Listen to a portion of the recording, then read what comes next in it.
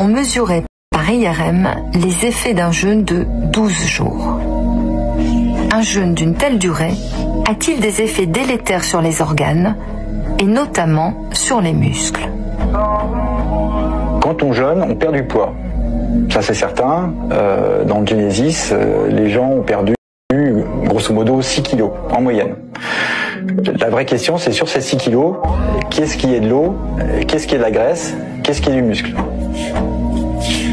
Cette étude est une première. Elle est fondamentale. Elle pourrait soit balayer les craintes des détracteurs du jeûne, soit les conforter en cas de fonte musculaire. 32 jeûneurs de tous âges ont passé des IRM avant leur cure, à la fin des 12 jours, puis 1 et 4 mois après. Près de 70 000 images ont été réalisées pour chaque jeûneur.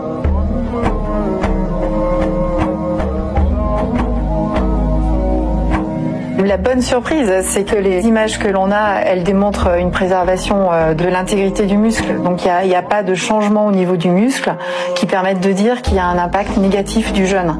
On a une préservation de sa structure, on a une préservation de ses propriétés magnétiques. Donc on peut dire avec certitude que qu'il n'y a aucun effet dommageable du jeûne sur le muscle lui-même.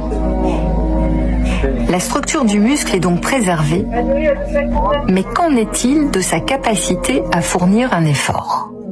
Allez, 3, 2, 1, go. Allez, pousse. Stop, voilà. Le plus incroyable, c'était que des gens, au bout de 12 jours de jeûne, étaient capables de fournir le même effort maximum que précédemment. Pareil pour la partie, l'épreuve d'effort et le fonctionnement oxydatif.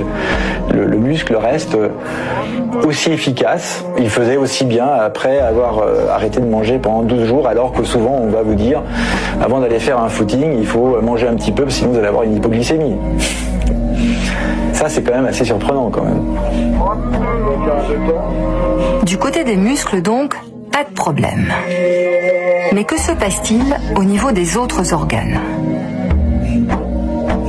Les analyses montrent que le cerveau, le cœur, l'abdomen, dont le foie, s'adaptent parfaitement au switch métabolique.